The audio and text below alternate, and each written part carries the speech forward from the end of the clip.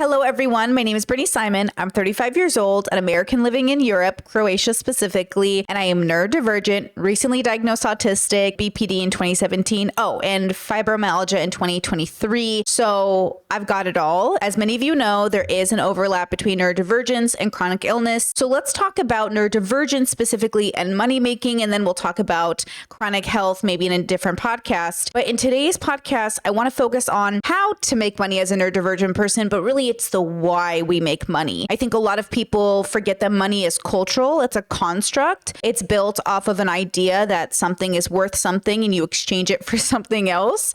And so we have to make a living in the world.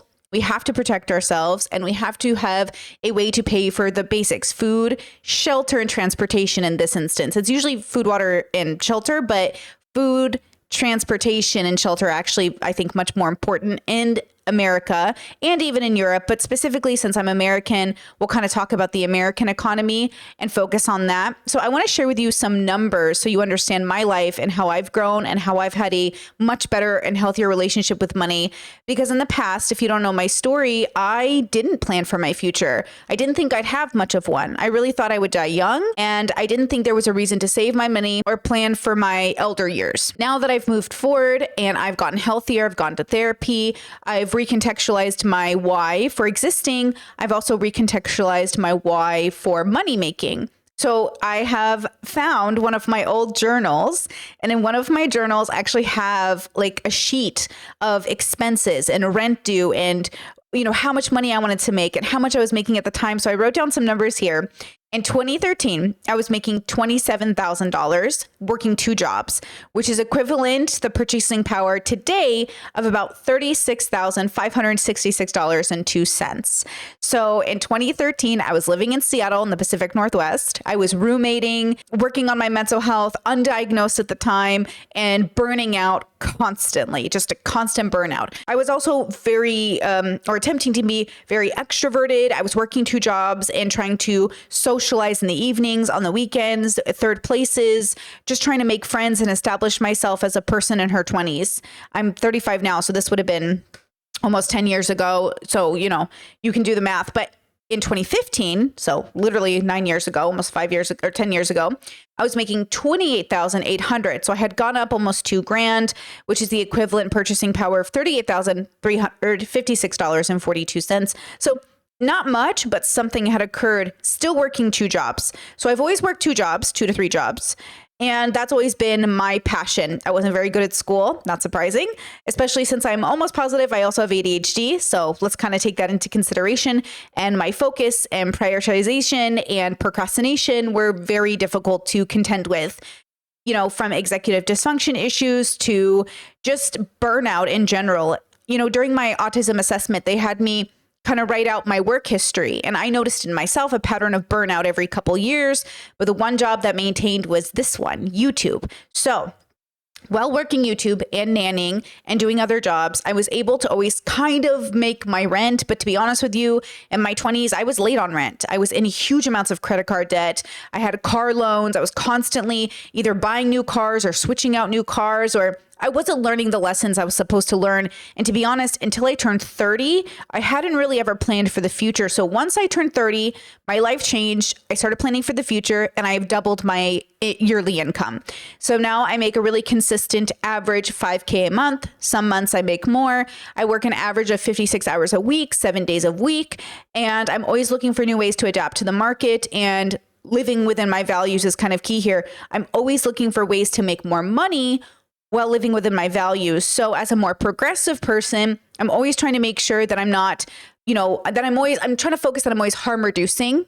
And so I'm always trying to make sure that I'm not unfairly pricing my items, while understanding that the people that I'm aiming to sort of focus on as my customer base might be people who can only watch me for free, totally valid, or can afford a monthly payment on Patreon, which helps fund the content, valid. Or in the past, when I used to do kind of calls, I used to price my calls in various ways from $70 an hour to $250 an hour. And I wanted to attract customers into my base that could afford that. I wasn't trying to purposely target people that didn't make enough money to support that cost or that monthly expense. I was actually trying to cater to people that could afford it. And I want to make a podcast following this one about making money as a creative, because there is a misconception that creatives are trying to find customers who are in their economic bracket. But as a business owner, you're trying to find customers above your economic bracket, people who can afford your home goods. If you're an artist creating a painting that took you, 1,500 hours, you're going to want to find somebody that can afford that painting, not somebody who can't afford it. So I want to make sure that first we understand who we are in the story, what we can afford, and what we feel entitled to. So the irony of whether you're neurodivergent or neurotypical is there's a sense of entitlement that comes into conversations around money. I feel entitled to a good life. I feel entitled to money. I feel entitled to riches. And so we have to make sure that we don't feel so entitled we're scamming people, or so entitled we're complaining without doing anything, right? I'm reviewing BoJack Horseman for my members right now, and it's been great. And, you don't want to be a BoJack Horseman who just complains and complains and complains and never does anything with his life. And given that he's in a privileged position, opportunities for money or success or healthy relationships come his way, and he just cannot, engage with it. We call it eating the cupcake here on this channel. He just can't eat the cupcake, right? So you don't want to be a BoJack Horseman who can engage, won't eat the cupcake. And you don't want to be somebody like a Logan Paul or a Andrew Tate who scams people in order to make money, right? You don't want to be these people. You want to be somewhere in the middle, living within your values and making a reasonable income. So I need you to figure out your why. Why do you want to make money? I have my notes here. When you're neurodivergent, our relationships are a struggle with processing. We're struggling with understanding how the world is built, usually for neurotypical people, and we're trying to navigate through it. And because it's a spectrum, a little circle of nuance and gray and diversity amongst us, we have different strengths. Like, I know I can work, but I also know I struggle playing the scripted game that a lot of businesses play. I struggle that most of these debate finance bros are basically asking you to scam people, which I don't want to do. And I'm struggling because as a creative, your audience can get upset with you for charging too much without understanding that you are not the audience that you are aiming for. They're not the audience you're aiming for, right? So next week, we'll get actually deeply into being creative, owning your own business, and being neurodivergent, and making sure that you're understanding that at the end of the day, you're not looking for your friends or family to buy your items. You're looking for strangers, customers, people who are looking for the thing you can provide. So before we get into that, that's next week. Let's talk about what if you're not an entrepreneur, what if you're not a creative in a traditional sense? What if you're actually just a person? And I want to recommend a slow and steady race, just like I would with an entrepreneur. And we're not looking for quick money. We're not looking to scam people. We're not looking to take advantage of the market. We're simply looking to establish ourselves as people within the marketplace. There is this statistic that people often use that 80% of autistic people aren't working. And I think that is true for a lot of reasons. And as for some of us, it's just because the system isn't built to work with us. So I would say that you have to make a system that works for you by setting a goal and being a person who reaches for that goal. So for me personally, I'm not going to be able to do anything, include make money, unless I have a goal for that money. So one of the reasons why I never saved money or looked for retirement or paid attention to buying a home was because I didn't think I was going to live long enough to enjoy it. And now that I realize I could live until 90, I've really got to think about 90-year-old Brittany. So let's talk about the three goals that you can set for yourself and which one are you at. So the first goal is to cover the basics: food, shelter, transportation, with nothing extra, no vacations, nothing fun that costs money. So you can do plenty of things that are fun, like go for a walk, but maybe you wouldn't spend $20 to eat out that day. And then when you're at that stage of life, you're not really in the best place. You're probably in survival mode. I've been there myself. We all have $0 in our account at the end of the month. It's just some of us have 3 to 6 months worth of savings and a house, and some of us have absolutely $0 in our bank account and none of those things. So if you're at a stage in your life like I used to be, where I had $0 left at the end of the month, and I was negative, and I was in credit card debt, and I had a car loan, and I had medical bills, and, then that's going to feel really stressful. I was the most stressed in my life when I had no goals, when I was just focused on making money, when I had no aspirations for the future, and when I was fighting depression, anxiety, self-harm, when I was really struggling. It wasn't just my finances, it was my mental health. And so these things are sort of two things you want to move in positive symbiosis: your mental health and your money, right? So if you're at the point in your life where you're at the very, very basic, this is it. This is the hardest time in your life, I promise you. When you get to the next stage, which is where most people are eventually, you're sort of established enough to make money. You pay your bills, you're relatively stable, you have some form of debt, let's say a car, a house, medical bills, but your basics are covered. You're not in bed every night really stressed about where money is coming from, but you're mildly stressed, like a normal sense of stress. Everybody feels stressed about paying their bills. Everybody has $0 at the end of the day, except at this stage in life, you might actually have a savings. You might actually be paying down those credit cards. You might even be debt free when it comes to credit card or other things, but maybe you have a mortgage. Maybe you're funding your kids' college. Maybe you're paying off those school loans, but you're at a stage in your life where the stress is reasonable stress, which I think all of us have to have throughout our life, like a reasonable amount of stress. I have a dream job, it's relatively stable, or I have a job, which is just here to pay the bills. So maybe it's not a dream career, but it's a job and jobs are here to pay bills. Okay. But you're stable. And I think that's where most people are. It's certainly where I am in my life right now. And I'm feeling pretty good about it, right? I do worry about where money is coming from, but not the way that I used to before. I have a pretty stable income. I'm able to, save or pay off debt or allocate money to other things or think about a future or dream about a house and make it a reality. Like I'm at a pretty good, stable part of my life, but that doesn't mean that I'm not stressed about where money is coming from. It just means I'm not crying into my pillow at night because I have $0 in my account. When we say $0, we mean every dollar has an assignment. We mean we've allowed our budget to actually go into things. So we have, quote, nothing left over. But that's because nothing left over means it's going where it needs to go, whether that's getting rid of debt or into savings or into retirement or whatever we're doing with it. It has a place. It doesn't just sit in our account and not accrue interest or not go somewhere or not paying off debt. It has a place to go. Our third goal, which is nowhere where I'm near and nowhere where most people are near, is debt-free, stable income, stable housing. This is the goal we want to reach by 70. By the time we're 70, this is my personal number. I want to make sure, because my parents are 65. So in 5 more years, I want to make sure I'm kind of near where my parents are, right? The house is paid off, the business is settled, debts are paid off, kids are good. All of the, worry about retirement is taken care of.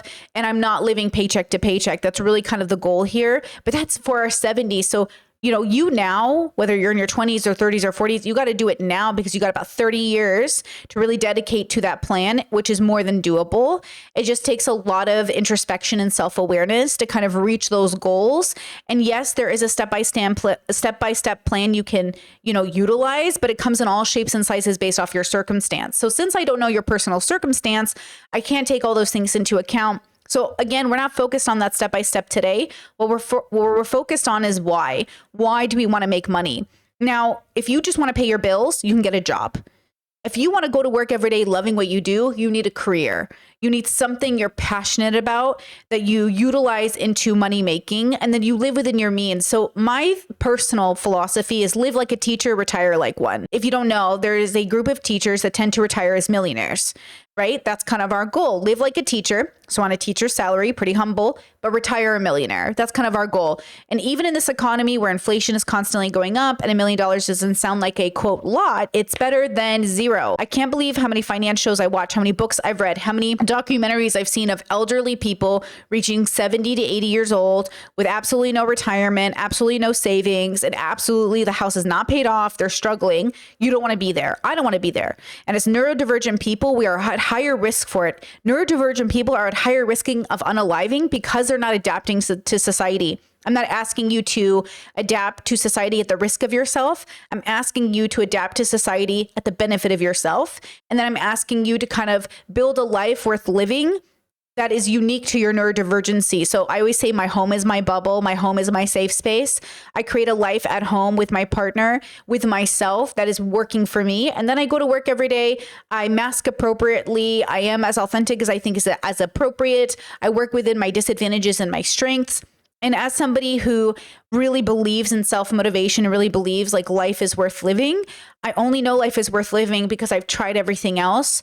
I've tried to take different opportunities, whether that was, thinking about maybe not living as long as I am now or spending all my money or partying or whatever it was. And the only thing that's ever made me feel so fulfilled was finding my place in life, like knowing why I'm here, knowing how I think about people, knowing my religious beliefs, which is none. One of the things that kind of connects to that thought, and stay with me here, because this was kind of a big bubble pop for me growing up. I grew up religious Catholic. And 10% of my parents' income went to the church. And then I started to realize like, oh, money is tied to culture, which is tied to different kinds of budgeting. So if you watch a financial advisor or financial show that's like Christian, they're going to give you a different way to budget. If you watch a secular show, they're going to give you a different way to budget. If you read a book from a different person's cultural perspective, it's going to be a different kind of message. So if this video isn't resonating with you, it could be a cultural issue more than a bad idea issue. I find that people often dismiss ideas because they think they're bad because they don't fit into their cultural expectation. But I would argue that you need to figure out where you fit culturally because that's your responsibility, and then make it work for you in that bubble. So for me, I am a secular person. My partner is secular. We do not have 10% of our budget that goes to the church. So we can think of that 10% as something else or just put it in different kind of budget brackets. But for us, like, we're not religious. But for my siblings, like some of my siblings that are religious, 10% of their yearly income goes to tithing. You get to think of your life in that way. What construct around money are you going to adapt into your own lifestyle, right? Because this is a lifestyle conversation. Okay. So money is a means towards living the life that you want. And a lot of us get pressured to living up to some standard, right? Keeping up with the Joneses is sort of a saying. It's keeping up with the neighbors. If the neighbors get a new car, you have to get a new car. If they get a bigger house, you have to get a bigger house. But I would argue as a neurodivergent, our strength is not needing to conform to regular society. That our strength is doing what we want, even if people don't get it, but making sure we're doing it at the benefit of ourselves and not at the expense. Sometimes I do think that neurodivergence, because of our high sense of justice and our sense of fairness, we can get trapped in like a loop of misunderstanding that one, life isn't fair. And so advocating for that at the detriment of yourself is not good. But also, you can live within your values and still make money. It's about harm reduction, not perfection.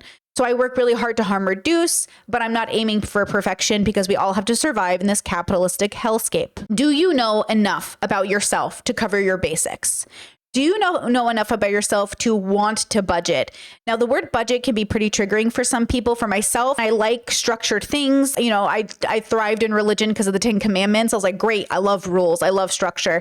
But then I think I have this ADHD part of my brain that's like, I hate structure and I hate rules. I'm always fighting myself between creating a perfect schedule that I never keep and making goals based off of my need for structure, but also always restructuring my own rules to kind of fit my sporadic sense of self, right? So it's always about fighting yourself, fighting your own limitations. Like one of the reasons I sought an autism diagnosis, or at least to double check, was because I was noticing executive dysfunction still occurring in my life, even though I had gone to therapy and worked on things and gone other diagnoses. My fibromyalgia, my BPD, that's very much in remission. My fibromyalgia, that's very much like we're on a good relationship with it. It wasn't accounting for the executive dysfunction. And now that I looked at autism and burnout, my brain's like, oh, that makes a lot more sense. Or even ADHD and burnout, I'm like, okay, that makes a lot more sense. So now I'm playing to my strength, right? So if you're in debt, if you're struggling, if you're not even sure how to survive, I really recommend you look for a motivator for why. I think neurotypical people might follow the script a little bit too like very to the T, which is why they tend to have a midlife crisis in their 40s and 50s, because they never ask themselves why they're following the script. They just graduate high school, go to college, get married, have kids, buy a car, picket fence, house. But as a neurodivergent person, you might have gone through your whole life not being able to attain those goals, and then you're a little confused. Or maybe you have attained those goals, but you know they're not exactly who you are. This is your opportunity to do exactly what you want in life, to be that rebellious person, to be that unique person, to be that individual, but recognize that you still live in a society and you have to adhere to certain rules of a society. I think we should be good community members, but we should utilize the parts of society that work for us and excel in that part of society, right? So we might not be the kind of neurodivergents that end up being, you know, Elon Musk because he's neurodivergent, or we might not be, you know, these podcasters we see who have ADHD and stuff. But if you're kind of a normal, middle class, regular sort of person like I am, you can still be a creative. Like I'm a YouTuber, and, you know, maybe somebody would scoff at my middle class living, but I get to live my dream every day being a creative and I pay my bills. And on this income, if I maintain it for the next 10 years, I'm definitely buying a house. So what does it really matter? As long as you're paying your bills and you're living towards your future, who cares what other people are doing? Who cares if other people are so much more successful than you? If at the end of the day, like, you know, middle class living would be better than what you're doing now, that's what you want to head for. So if you're in your survival stage of life, you're covering your basics, middle class living is a really good goal. And not middle class living 6 figures, middle class living teacher salary. We want to live like teachers and retire like teachers. That's kind of my philosophy. You don't have to do this. If this doesn't ring true to you, ignore it. But if you're struggling to make a minimum wage job work for you, then you're certainly not going to get any richer. And that's the dilemma. That's the hard tea. That's the Auntie Brittany's coming in to give you some hard truth and some tough love. If you are genuinely struggling right now to even make $25,000, then why are you dreaming of 6 figures? Let's dream of 50. Let's dream of 75. Why are you dreaming of 6 figures when you can't even make 25,000? Okay. So let's be very realistic about our goals. Don't ADHD yourself into thinking every hobby is going to be a business, because girl, I've been there and it's always failed. You got to pick the one that you can thrive, do consistently, and even with burnout, keep it going, because it's still a job. You're still showing up to work. Money isn't free, and it certainly isn't fair, not under capitalism. So you're going to have to really be a little smarter than you were yesterday to be a little bit better in 10 years than you are right now. Okay. So it's really so powerful for you to know that you can reach these goals your way, but you got to want it. You got to want to change. Again, we don't want to be BoJack Horseman in the story. We don't want to be somebody who, regardless of privilege and access, never eats the cupcake. Now, if you find yourself being BoJack and relating to that, then that's somewhere where maybe therapy would help you at this stage in life. Maybe finances are too hard. Maybe you got to understand a sense of self, have a strong sense of self. Maybe you need to stop, arguing about the injustice of the world and figure out how to be the change you want to see. I'm not sure where your path is at this moment. I don't know who I'm talking to. I don't know who you are. I don't know where you're coming from.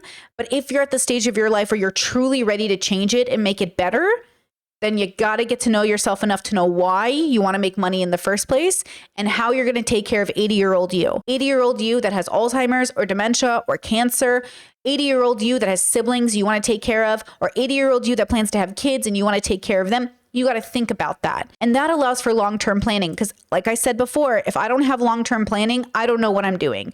Now, I know a lot of people with ADHD really struggle with long-term planning. So play to that strength as well.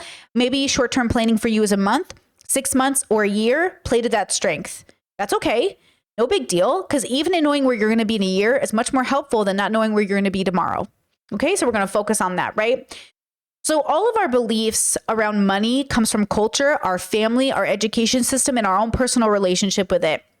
As somebody who didn't get the best financial education from her parents, but I got a little bit. I was born into a middle class home, 10 kids, third oldest. I was able to learn some things better than others, but I'm also still learning myself about the reality that you can't save yourself into retirement. You can't budget yourself out of poverty, right? You got to make more money. You have to invest your money, and you have to be strategic with your money. Your money has to be a tool to get to a different goal. The goal isn't money. The goal is to get money to reach your actual goals. And so you have to be disciplined and diligent. You have to keep a budget. I'm telling you, it saved my life as a neurodivergent person to track where my money was going. Because prior to that, it was so much easier to spend $2 here, $2 here, $3 here, $10 here. And all of a sudden I've spent an extra $300 that could have gone towards a car payment, my debt, my future, so many other things. And $300 is a lot of money, right? Especially if you're making $25,000 to $50,000 a year. Even if you're making, $75,000 or $100,000 a year, like $300 should feel like a lot of money to you. If you're at the stage of your life where you're like $300 isn't a lot of money, good for you, girl. But if you are on a budget and you're in debt, $300 sounds like a lot of money. So let's make sure that we're not comparing ourselves to neurotypicals. We're not comparing ourselves to other neurodivergents. We're not comparing ourselves to anyone because, talk about a thief of joy. Comparison is the thief of joy, as they say. We want to make sure that we're aiming for goals, that we're making lists and checking them off. I want finance to be your new special interest. It took me 35 years for finance to truly become a special interest. I think over the years, I was obsessed with it in this capitalistic way. I was, getting feedback from my community, saying that, if YouTube isn't making you $1 million, why are you doing it? Only to realize all of these people were so wrong about money because one, they're all in debt. They're all struggling. And two, my job is consistent. I do make a very consistent living and I'm very, very proud of it. And one, I can live off of it forever as long as I am on a budget. As long as I am paying attention to where my money is going, I can live a very happy life with this income. And that's the point. The point is, I'm not interested in fame or money. I just want stability. When I say I'm not interested in money, I don't mean I'm not interested in an income.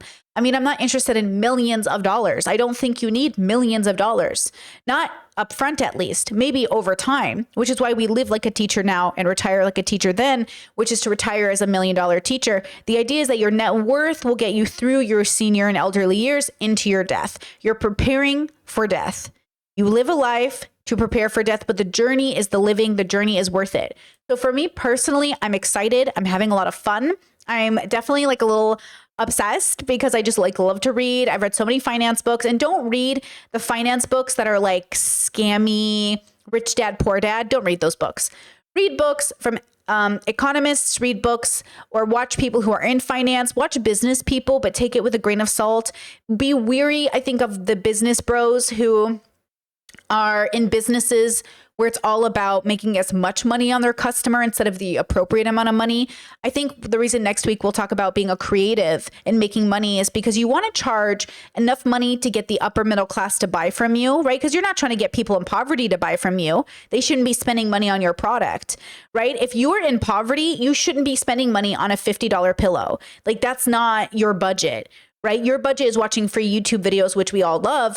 Your budget is not buying a $50 pillow. But if you're somebody who's an artist making a $50 pillow, a $400 pillow, a $500 pillow, you're aiming for the upper middle class and above to buy that as a staple in their home. And you might not be making that much money, but that's the point, is that you're not making a product for people in your income bracket. You're making a product good enough, amazing enough for people way outside of your bracket to be your customer base. So remember, like, as a business, you should never be aiming to get people in poverty to make money on people in poverty. If your business is requiring people to be bad with money in order to make money from them, I would be very cautious of that business. And I would be very like eyebrow raised. So again, there's always room for nuance, but generally speaking, I think as a creative, we want to make a product for people with extra money, their fun money budget, to go towards our items. That's kind of the goal. Now, again, those people are responsible for how they spend their money, just like you're responsible for how you spend yours. At the end of the day, if you are a person in poverty, and you spend $250 or $300 or $400 on a pillow from Etsy, that's a budgeting issue. That's a money issue. At the end of the day, the creative isn't responsible for how you spend your money, but we are both consumer and creative. And so we both have to be responsible. I am a consumer. I bought this at a farmer's market.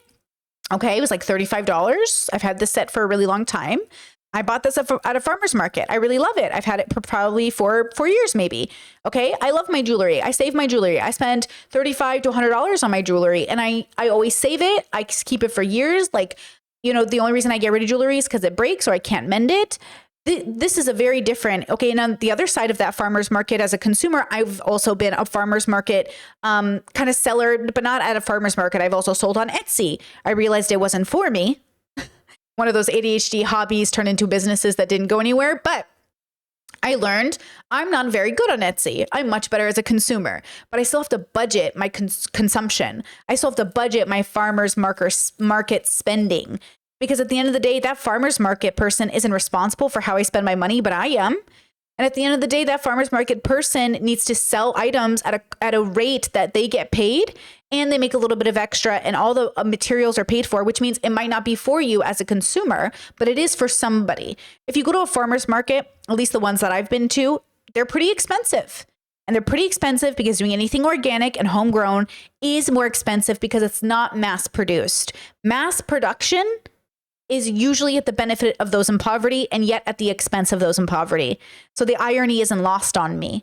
So the reason then we do work as individuals is because it's not at the hands or at the expense of those in poverty, but at the same time, if we're not selling our products at a proper amount, well, now it's at the expense of those in poverty, because now I'm not getting out of poverty with these items that I think should be able to get me out of poverty, because I'm not actually meeting my proper audience base. Like I'm not actually acquiring the right customer, right? So when we're working, again, we have to know why we're working, what our aim is, what our goal is, and are we career people who work for other people? Are we career people who work for ourselves? Are we people who just need jobs to pay the bills? What are we doing? What is the money for? What is it funding? For me, it's a win-win. My money funds my lifestyle, and I'm able to work doing something I love. So I get to go to work every day and love what I do. And I get to come home and continue loving what I do. But for some people, and this isn't bad, they go to work to build the life they like. They don't like their job, but it pays the bills. That's valid.